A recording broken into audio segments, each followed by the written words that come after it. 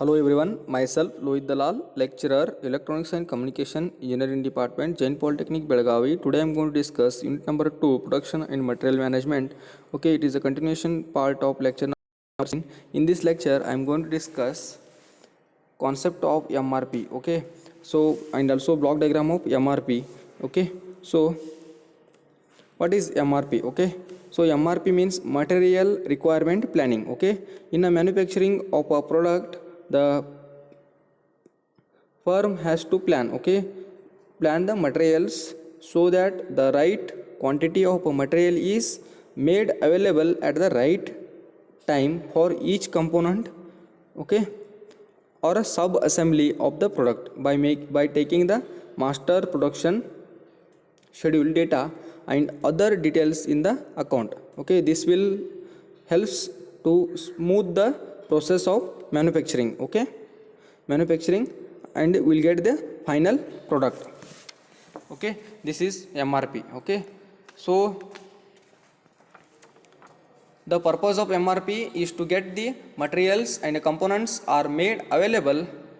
Okay, made available in the right quantities at the right time so that finished product can be completed accordingly to the master schedule. Okay, so next, functions of the MRP. Okay, what are the functions? Okay, so control of inventory levels. Okay, okay, and also next one, assignment of priorities for a components, determination of the capacity requirements in the details. Okay, so it is going to control inventory in all the levels. Okay, that is a one type of a function. Okay, next one, assignment of priorities for a components. Okay, depending on the priority we are going to use the components, determination of the capacity requirements. Okay, that is the functions. Okay, next one, block diagram of the MRP system. Okay, this consists of master production schedule, bill of materials, inventory record files, working of MRP outputs. Okay, service parts requirements, inventory transactions, inventory record files, customer orders, engineering changes. Okay, means some technical changes they will do in the software.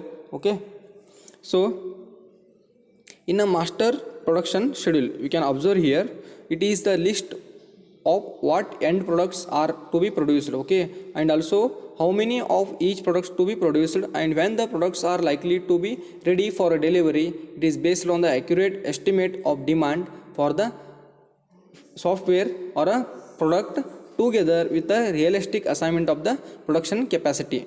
Next one, bill of materials. Okay, bill of materials means what? In order to compute the raw material and requirements for end products listed in the master schedule, the product structure must be known. This is specified by a bill of materials. Okay, so inventory record file, it is a mandatory in MRP to have a accurate current data on a inventory status, which is obtained from inventory record file.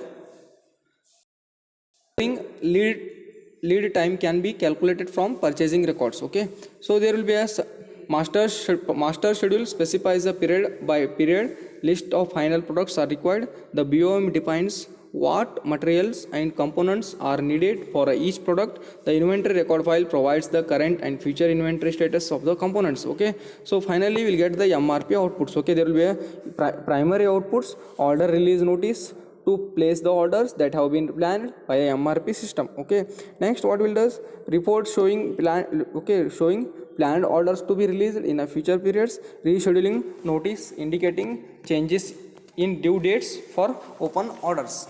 Okay, so next, cancellation notice indicating cancellation of open orders because of challenge master schedule, report on inventory. Okay, so next, secondary outputs are, we'll get that performance report of various indicating costs, item usage, actual versus planned, lead times. Okay, exceptional report means showing deviations from a schedule, orders that are overdue, scrap, and so on. Okay, inventory forecasts indicating the projected inventory levels in all the features. Okay, this is the working of the MRP. Okay, so in this session we have discussed